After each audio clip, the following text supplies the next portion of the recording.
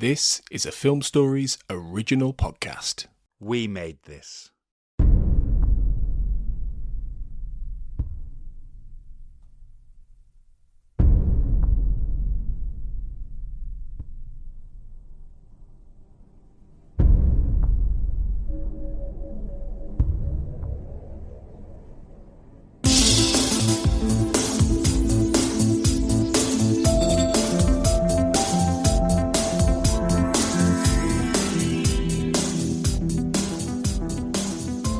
Welcome everyone to the Xcast. The truth is in here. I'm your host, Tony Black, and welcome back to I Want to Believe Minute, where we unpick the second X-Files movie 1 minute at a time.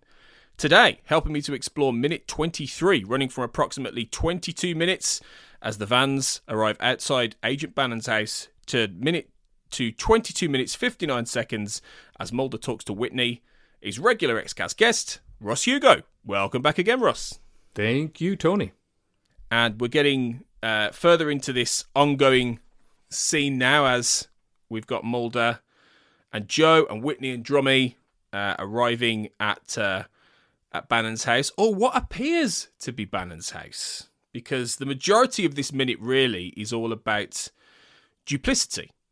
It's all about testing Father Joe, and they intentionally drive to the wrong house in order to try and throw him off the scent. But Joe is onto them. This feels particularly, I think, like a Drummy move. I don't know whether you'd agree. And I know you wanted to talk a bit about Drummy and some of that hostility as well. But what do you think? I do think if it could be anybody in this case, it could be Drummy, although he doesn't seem too interested in actually doing anything. He just seems to be going along with what he needs to, because that's the job, in that sense of he's just by the book. I don't see too many other instances of him pulling tricks throughout the film, so he could be doing that here. The other thought is, my hunch is because when we get into the next minute with Whitney, she's a little bit more defensive and needing to get justification for her choice to include Joe on the case, that she might have been doing this to either convince Drummy or just convince the colleagues or something else. But one thing, actually, let me turn it back over to you on that front, and then I have a question about the trick itself. Well, I think, obviously there's a lot of distrust going on here already. There's that Mulder is attempting to do what he always used to do, I think, with a lot of these historical kind of murderers, paedophiles, all of these horrific, people that he encountered through the run of the show. He often will try and find some point of, if not empathy, then some point of connection into these people. And Carter loves this, doesn't he? I mean, this, when you think of Millennium and Frank Black, all of this, Frank Black and Mulder's pre-X-Files life were very, very similar. Mulder was a violent crimes profiler. He helped catch these killers. But it all goes back to the very sort of Thomas Harris, Will Graham psychological aspect of these kind of people. And Mulder is, yes, on the one hand, he's a bit of a Sherlock Holmes, but on the other, he's definitely in that mold of the mind hunter, quote unquote. The American crusading investigator who gets into the psychology of these killers. And I think that's the thing with I Want to Believe, in that it's not as acute as it would have been in some of the other, certainly in Millennium, as it was with Frank Black, but as it is in those X-Files episodes that are along those lines. But I think it's part of that psychology, really. And I think what they're trying to do is establish Mulder in that context. So when you have agents like Whitney and Drummy who don't think like that at all, they just think of him as a murderer and as a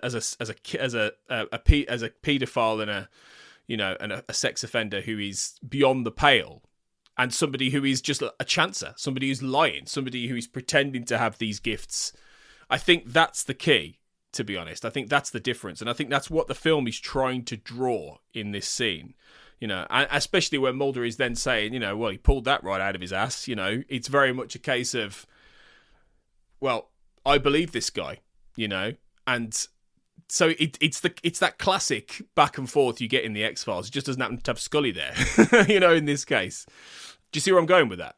Oh, I totally do. And I've often wondered if Mulder was the one who told them in advance, at some point I'm going to want him to see the crime scene and I want you to take him to a different house. Referring back to Beyond the Sea, and then is it the Knicks t-shirt that he gives Boggs? Oh, yeah. And so it's that kind of a play that he might be doing. Similar, I think he also did that in Paper Hearts when he took Roach to the wrong house there also. So that's the other thought, is he might have done that. But one of my issues here is when you have those other tricks, they feel geographically and everything else sensible. This one, ever since I first watched the film, it seemed odd to me that they take him to the quote-unquote wrong house, but it's across the street, literally, from a house that has a mailbox that has Bannon written on it and has police tape visible. I did think that, actually. Police tape. Yeah, it's like, couldn't you have taken him, like, a couple houses down or something like that? Right. I understand that they want to have just walk across the street and have that transition paced a little bit better, so I don't have to get back in the car. But I don't know. It always felt a little clunky to me. Yeah, I totally get that. And that thought did occur to me, actually, as I was watching it this time, thinking, it's a bit close. It's a bit close to the actual right place. So yeah, it's totally. I think it's that classic sort of, like you said, they want to get those shots in there. And they talk a bit about this on the commentary. Frank Spotnik's described, there's a shot of Joe walking toward the street in the mailbox. And he describes it as the Abbey Road shot, which it did make me laugh. When you look at the shots, you absolutely, if you think of the Beatles, it actually works. But there's also another shot that Chris Carter loves, one of his favourite shots. It's as when Joe does start walking towards the right house, there's a shot as he walks toward the crime scene. And in the background, you've got Mulder, Whitney and Drummie, but you've also got, beyond that, massive pine trees in the distance. And he talks about how he loved how there was a natural sunlight that lit the set at that point. And he talks about things like ice crystals blowing off the trees. And I think he loved the fact that they managed to get a lot of natural light onto that scene, onto the film in there, which they wouldn't always be able to do. So I think from an artistic point of view, he really liked that shot. And he wouldn't have been able to do that had he had the setup been Joe was unable to walk towards the different house. So I think from a visual level, I think that's probably he's trying to pull off. It doesn't make much sense from a story point of view, but I think Carter's definitely thinking of it in those visual terms, really, which is great. And I think that is one of the, like we said in one of the previous minutes, it is one of the plus points with I Want to Believe. It is really well shot at points, and I think this is a good example of that. Yeah, 100%. Filmmaking is hard. It's a life of compromises. And the fact that they're out there in the snow, in the cold, it's tough. I mean, they've got to do what they got to do, and who knows what logistics are at play there. And if they've got a shot like that, they've got an aesthetic. And as you mentioned, we'll get to the next minute, that light really comes into play with those high lens flare contrast backlight, shock which we'll get to. So I totally get it. It just, at that point, if I were on set, and I'm nitpicking in hindsight, I would remove the Bannon off the mailbox, or maybe even remove the police tape. Yeah. And I think that would make it feel a little bit more smooth to me. But, it's hard. It's so hard to do all this stuff. So I'm not going to throw anybody under the bus. I love having the film set in the snow. It's one of the best aspects of it. Yeah. And so anything they got to do to make that work, hey, I'm going to give them full pass. I thought there was something interesting before we wrap this one up, where when Joe walks to the crime scene and he walks off and he's going towards the police tape, etc., Whitney gives Drummie sort of a little bit of a head move, sort of as if to say, nod towards Joe, as if to say, follow him. And I can't remember whether, and maybe you can remember this, Russ, and I can't, but whether Whitney's in charge. I think she might be, but it definitely denoted that there was a little bit of a superior edge to Whitney over Drummy there, and he was the junior agent. And I don't know if that's been established. It might well be that she's the special agent in charge. I can't quite remember, but there was definitely felt like a little moment of seniority when you might have assumed that they were partners or they were like working alongside each other. But I don't know if you picked up on that. It just seemed a very deliberate moment where she exerts that little level of authority over him there. That's a great observation. And because I wasn't sure about that either. And looking up at the cast and the credit, Whitney is, the full title is ASAC, so that's Assistant Special Agent in Charge. So right, she is technically above Drummy, although he is still a full agent, so he's obviously higher than some of the other people that they're bossing around earlier. But she seems to be the one in full charge of the investigation. That's my parsing of that. Well, yeah, and I suppose it's that this film it feels like it's full of characters who could have been played if the script had been written differently or it had been a TV episode by much more well-established characters.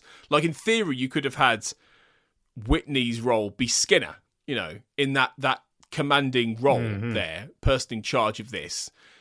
Drummy easily could have, and I'll mention this again, but easily could have been Doggett, or equally Whitney could have been Reyes, Agent Reyes. So there's various different roles in this that feel like they're new characters, but they are playing certain archetypes of older characters who aren't in this film.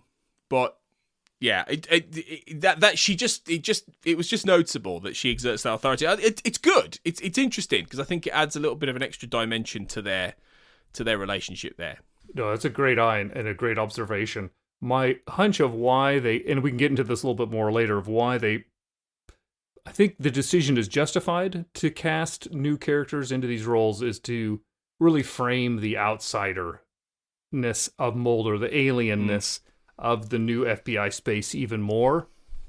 If it was Reyes or Doggett, I mean, as a fan of both those characters, particularly Doggett, but of both the characters and the actors, that would have been great. But it would be, to me, a much different story that they'd be telling. They could still tell a great story. Yeah. But I think the film feels... one of the things that's most successful about it is it's a film, for me, of people both longing for and how do you say, distancing themselves from connection and stability. And both instability of belief and of intention in the past and all of those things, and being able to have both the main characters there, Mulder and Scully, being pulled apart in two different worlds with very competing demands, but also the two FBI agents here that we'll get into in the future minutes, and the analogs that they're presenting, the fact that there's an imbalance there in a hierarchy that didn't exist between Doggett and Reyes and didn't exist between Mulder and Scully, I think adds something for me to the complexity of this this loom that the script is trying to create between that duad, I guess, if I'm pronouncing that correct, and then Mulder and Scully, and then the two antagonists. Yeah, that's really interesting. Yeah, that is really interesting, and I think we'll talk more about maybe both of them in future minutes. So let's wrap this one up, and we'll come back for minute 24 very soon, where we'll continue.